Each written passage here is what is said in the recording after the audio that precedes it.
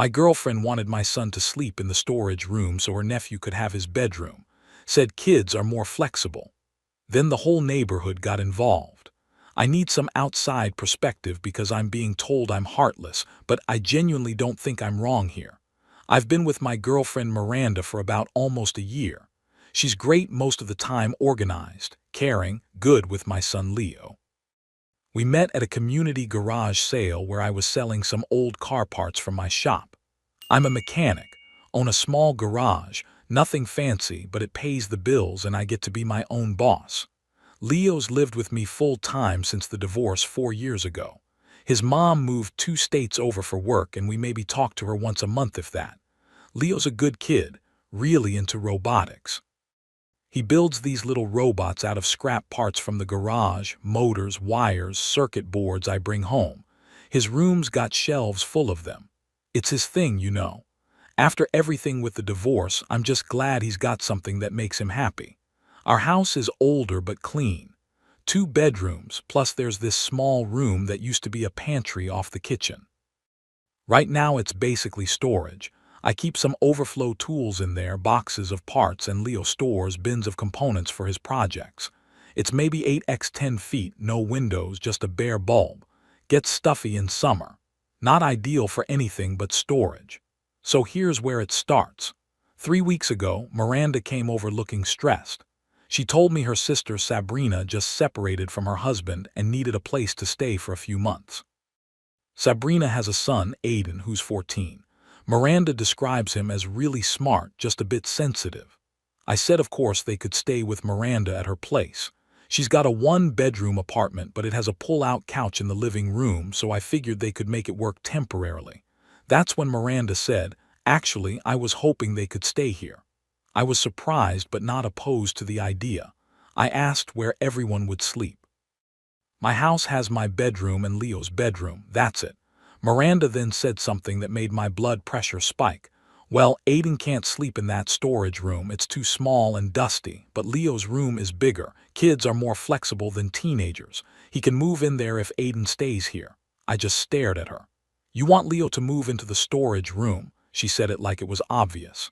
"Just temporarily. Leo will be fine. He's younger, he'll adapt. Aiden's going through a lot with the separation, he needs stability." I told her no, absolutely not. That's my son's room, his space where he keeps all his projects. I'm not displacing him in his own home. Miranda got upset. She said I was being rigid and unable to compromise for future family. She said if I really loved her, I'd help her family in their time of need. She actually said, "Families make sacrifices for each other." I told her, "My son isn't a bargaining chip." She left upset. We haven't really talked much since then, just some tense texts. I get that Sabrina needs help. Divorce is hard, I've been there.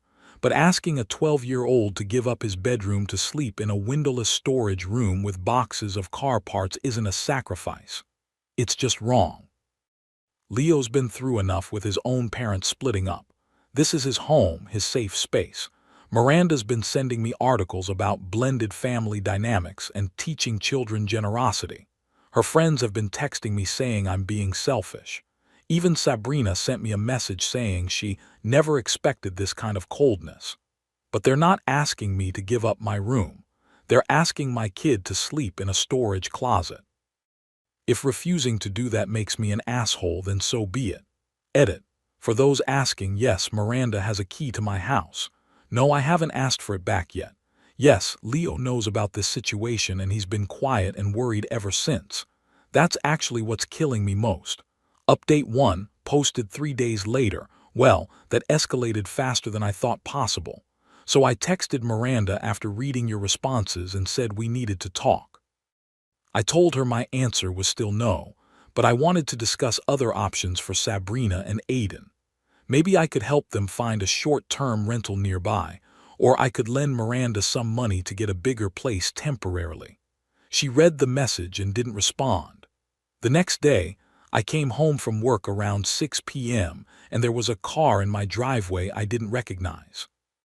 I walked in and there were Miranda, her sister Sabrina, and this teenage kid I assumed was Aiden standing in my living room. They'd got suitcases. Miranda looked at me and said, "We need to talk." Before I could even process what was happening, this kid Aiden walked past me down the hallway and went straight into Leo's room. Just opened the door like he owned the place. Leo was in there doing homework and I heard Aiden say, "This is my room now, you need to move your stuff." I nearly lost it. I walked down there and Leo was just frozen, looking terrified. Aiden was standing there like some wannabe alpha and he pointed at Leo's robot shelf and said, "This kitty stuff needs to go. I need space for my setup." Leo built those robots. Some of them took him weeks. He was looking at me with these wide, scared eyes. I told Aiden to get out of the room. He refused, said Miranda told me this was my room. I actually had to close the door and physical pulled him away. Then I pulled Miranda aside and asked her what the hell she was thinking, bringing them here without my permission. She said, and I quote, "You weren't listening to reason, so I made an executive decision. Sabrina needs help now, Neil. Sometimes you have to just do what's right." I asked about Aiden, about his behavior, about why he thought he could just claim my son's bedroom. That's when Miranda admitted something she'd been hiding. Aiden has some behavioral issues at school. He's been suspended twice for aggressive outbursts. Apparently he threw a chair at another student last year. Miranda said changing rooms would help stabilize his emotions. Like displacing my son would somehow fix her nephew's anger problems. I told her everyone needed to leave, right now. I wasn't going to let my son anywhere near a teenager with an anger issue. Miranda started crying. Sabrina started yelling, said I was humiliating them, that Aiden needed his own room to process the divorce trauma. I pointed out that Leo also went through divorce trauma and somehow managed to not throw furniture at people. That's when Miranda said something that made me realize how far gone this situation was. She said, "Fine. Then let Aiden choose which room he wants." Like it was a negotiation. Like my 12-year-old son's bedroom was up for auction. I told her everyone had 5 minutes to get the hell out of my house or I was calling the police. Aiden heard that. Started slamming his fists on the hallway wall, screaming about how he deserved the room with the big window, how that little kid could move, how it wasn't fair. Leo just bolted, ran out the front door without saying a word. I saw him sprint across the street toward Mr. Jeffers' house. Jeffers is this 68-year-old retired firefighter who's lived on our street for 30 years. He loves Leo, always lets him help with yard work. I turned back to the three of them and something in me just snapped. I grabbed Sabrina's suitcase and walked it to the front door. Sabrina started screaming, "You can't touch my property." I dropped it on the porch and went back for the next one. Miranda tried to block me. "Neil, stop. We can talk about this." I moved past her and grabbed Aiden's bags. The kid actually tried to grab them back from me. I looked him dead in the eye and said, "You have 30 seconds to walk out that door on your own." Sabrina was shrieking now, calling me every name she could think of. Miranda was crying, begging me to calm down. I didn't say another word, just kept moving their stuff out to the porch. When the last bag was out, I stood in the doorway and said, "Get out, all of you, now." Sabrina refused to move. She planted herself on my couch and crossed her arms. "You can't force us out, we have rights." Miranda was pulling on my arm, saying, "Please, just give us one night, we'll figure something out tomorrow." Aiden walked up to me and said, "You're an asshole, that room should be mine." I pulled out my phone and started dialing 911. That's when Sabrina finally moved. She grabbed Aiden and headed for the door, but instead of leaving, they all just stood on my front porch. Miranda was pleading with me through the screen door. Sabrina was yelling that I was kicking a child out onto the street. Aiden was kicking their suitcases around my porch. I had my finger on the call button when I heard, "What the hell is going on here?" It was Jeffers. He was walking across my lawn with Leo behind him, holding the kid's hand. Leo's face was red from crying. Jeffers took one look at the scene and his expression went hard. "Neil," he said calmly, "you need these people removed from your property." I nodded. Jeffers looked at Miranda. "Young lady, I've known this family for 4 years. That boy," he gestured to Leo, "just showed up at my door shaking because you people tried to take his room. He's 12 years old and he was terrified in his own home." Miranda tried to explain. We were just trying to, I don't care what you were trying to do, Jeffers cut her off. His voice was level but firm. You brought your family into this man's house without permission. You tried to displace his son. Now you're refusing to leave when asked. That's called trespassing. Sabrina started in on Jeffers. This is none of your business, old man. Stay out of I'm making it my business, Jeffers said. He pulled out his own phone. Here's what's going to happen. You three are going to get in your cars and leave. If you're not off this property in 2 minutes, I'm calling the police myself. I'll tell them there are 3 adults trespassing and refusing to leave, one of whom tried to intimidate a minor child. Aiden called Jeffers a geriatric asshole. That's a direct quote from a 14-year-old. Jeffers didn't even blink. 1 minute, 45 seconds. Sabrina grabbed her suitcases and stomped toward her car, still yelling about how we'd both regret this, how she'd make sure everyone knew what kind of people we were. Miranda stood there crying. She looked at me and said, "You're choosing to destroy our relationship over a few weeks of minor discomfort." I said, "You're choosing to sacrifice my son's well-being for your sister's convenience. Those aren't the same thing." She finally started gathering her things. Miranda and Sabrina both peeled out of my driveway. Aiden gave us the finger from the back window of Sabrina's car. Leo came home with Jeffers. We ordered pizza and watched a documentary about space robots. He didn't say much, but he held onto my arm the whole time. I don't know if I'll hear from Miranda again. I hope I don't. I'm not second-guessing my decision. Leo's bedroom is Leo's bedroom. End of story. Edit. Some of you asked if I've changed the locks. Not yet, but I'm getting them changed tomorrow. Update 2 posted 4 days after Update 1. Okay. Deep breath.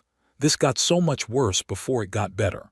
I changed my locks the day after my last update like I said I would. Cost me $200, but worth every penny for the peace of mind. Leo seemed to relax a bit once he knew Miranda couldn't just walk in anymore. Things were quiet for 2 days. I thought maybe Miranda had finally accepted that we were done. Leo and I fell back into our normal routine: school, garage, dinner, his robot projects. Then Wednesday happened. I was at the garage working on a transmission rebuild when Mr. Jeffers called me. He said, "Neil, you need to come home now, they're back." I broke about 6 traffic laws getting there. When I pulled up, Jeffers was standing on my front porch like a bouncer. Miranda's car was in the driveway again. Sabrina's car too. Apparently, while Leo was at school and I was at work, Miranda and Sabrina let themselves in through the back door. I'd forgotten to rekey that lock, just did the front. Classic stupid mistake. When Leo got home from school, he found them in the house. Sabrina was in the living room. Aiden was in Leo's room. They were moving stuff. Leo told me later that he walked in and Aiden had already taken down 3 of his robot shelves and stacked them in the hallway. There were moving boxes on Leo's bed. Aiden told him, "Aunt Miranda said we're moving in. You're going to the storage room now. Start packing." Leo ran to Jeffers' house, which is how Jeffers knew to call me. By the time I got there, Jeffers wouldn't let me go inside immediately. He said, "Let me handle first contact. You're too angry right now and I don't want you doing something stupid." He was right. I was shaking. Jeffers went in first. I heard Miranda's voice saying something about "this is what's best for everyone," and then Jeffers' voice louder saying, "You broke into this man's home." I walked in. Miranda was standing in my living room like she was hosting an open house. Sabrina was unpacking kitchen stuff. Aiden was still in Leo's room and I could hear him in there doing something. I looked at Miranda and said, "What are you doing?" She said, "We're moving in." "We gave you time to come around, but you're being unreasonable. Sabrina needs a place and Leo needs to learn flexibility. This is happening." Just said it, like it was already decided. I walked down the hallway to Leo's room. Aiden had taken down all of Leo's shelves. The robots were in a trash bag in the corner, not a box, a trash bag like garbage. I asked where Leo's robots were. Aiden said, "I threw out the broken ones. The rest are in that bag. This is my room now, dude." The one Leo had been rebuilding, the one Aiden broke in the first place, was in the trash bag in pieces. That's when something broke in me. Not in a violent way, just clear, perfectly clear. I told Aiden to get out of the room. He said no. I told him again and he got up in my face and said, "Make me." Jeffers stepped in and physically moved Aiden aside. Kid's 14, but Jeffers is 62 and was a firefighter for 30 years. Aiden moved. I told all of them to get out of my house. Miranda started crying again, saying, "We just need a few months. Why are you being so cruel?" I said, "You came into my home without permission, tried to move my son out of his bedroom and threw his belongings in a trash bag. Get out." Sabrina started screaming. Said I was forcing a child onto the streets, that I was evil, that she'd make sure everyone knew what kind of person I was. She was loud, really loud. That's when the neighbors came out. Mrs. Harris from across the street, the Parkers from next door, old Mrs. Sedgel from the corner.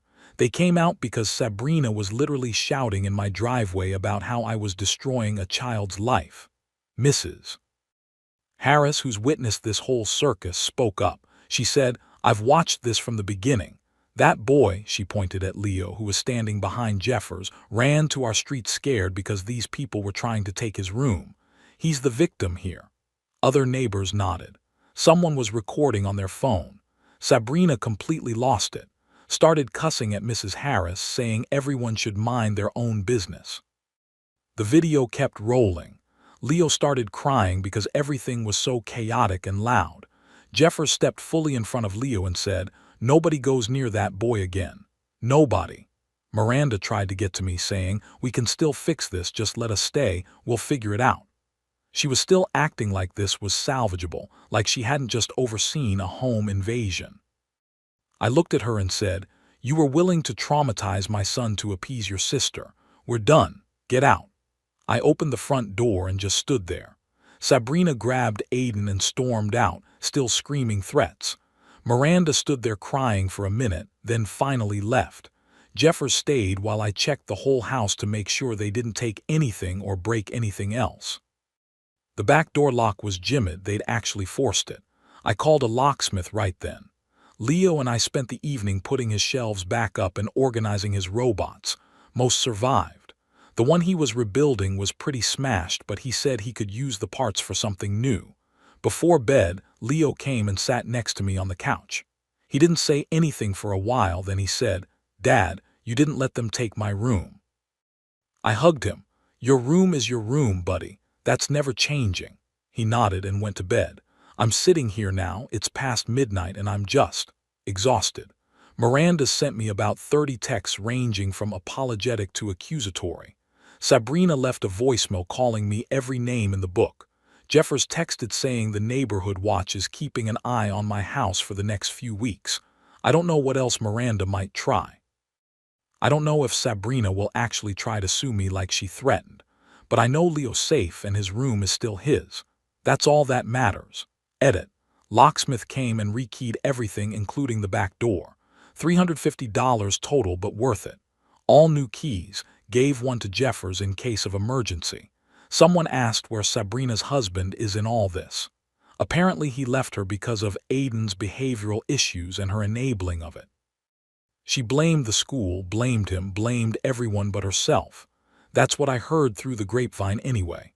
Final update posted 6 days after update 2. I thought I was done posting about this. I really did. But yesterday some stuff happened that I need to get off my chest. It's been about a week and a half since I kicked Miranda, Sabrina, and Aiden out of my house. Leo's been doing better. He reorganized his whole robotics shelf system, and he's been working on a new project for this regional competition his school's robotics club is entering next month. Things felt like they were getting back to normal. Then Tuesday afternoon, I was at the garage working on a brake job when I got a call from Leo's school. It was the counselor, Ms. Patterson. She asked if I had a few minutes to talk about Leo and if everything was okay at home. My stomach dropped. I asked what happened. She said she wanted to talk in person. Could I come by? I left the garage immediately. When I got to the school, Ms. Patterson looked uncomfortable. She closed her office door and said, "Mr. Morales, I received a concerning call yesterday from someone claiming to be a close family friend." This person expressed worry about Leo's home environment. I asked who. She hesitated, then said, "A woman named Miranda Garcia." Of course, Ms. Patterson continued. She told me you've been under significant stress, that there have been incidents of yelling and aggression at home, and that Leo might not be in the safest environment. She suggested I check in with Leo directly. I felt my face get hot. I asked if she did. Yes. I pulled Leo aside this morning before you got here. He was confused about why I was asking about home. He said everything was fine, that things had actually calmed down recently. Ms. Patterson looked at me. Mr. Morales, I've known Leo for 2 years. He's never raised any red flags. He's a good student, well-adjusted, happy. This call felt off. That's why I wanted to talk to you directly. Can you tell me what's going on? So I told her the whole story. Miranda wanting Leo to move to a storage room, them breaking into my house, the neighbors witnessing everything, all of it. Ms. Patterson took notes. When I finished, she said, "This explains a lot. I'm going to document this conversation. If this woman calls again, I'll refer her to administration and let them know this is a custody interference situation." She also said she'd check in with Leo regularly for the next few weeks, just to make sure he's okay, but that she had no concerns based on their conversation. I thanked her and left, but I was furious. Miranda tried to weaponize Leo's school counselor. She tried to paint me as an unstable parent. When I got home, there were 2 cop cars on my street. My heart basically stopped. I pulled into the driveway and Jeffers was on my porch talking to the officers. Apparently Sabrina had called in a wellness check on Leo, claiming he was being neglected and that I'd been verbally abusive and erratic. The cops had already talked to Leo. Jeffers was there the whole time and Leo told them everything was fine.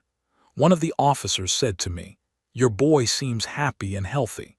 The neighbor here vouched for you. The home looks fine. I think someone's got an axe to grind." I told them about the school call, about the break-in, about Sabrina's threatening voicemail from last week. The officer asked if I'd saved the voicemail. I played it for him. Sabrina's voice screaming about how I was going to pay for humiliating her and ruining her family. The officer wrote everything down and said, "You might want to get a restraining order. This is harassment. And if they call in another false report, they could be charged." After the cops left, Jeffers and I sat on the porch.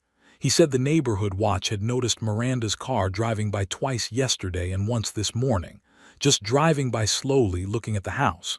"That woman's not letting this go," Jeffers said. "She's going to keep poking." I called my buddy who's a cop and asked about restraining orders. He said I had a solid case. He gave me the number for a lawyer who handles this stuff. That was yesterday. Today I met with the lawyer. She reviewed everything. She said we could absolutely file for a restraining order against both Miranda and Sabrina. The filing goes in tomorrow. Leo asked me last night why the police came. I told him the truth, that Sabrina and Miranda were trying to cause trouble, but that the officers knew everything was fine. He asked if they were going to try to take his room again.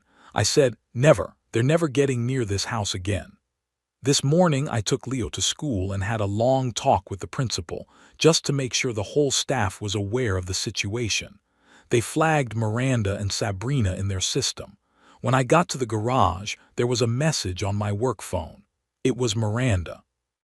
She was crying, saying she never meant for things to go this far, that she just wanted to help her sister, that she missed me and missed Leo. She said if I dropped whatever legal action I was planning, we could talk and work things out. I saved the voicemail and forwarded it to my lawyer.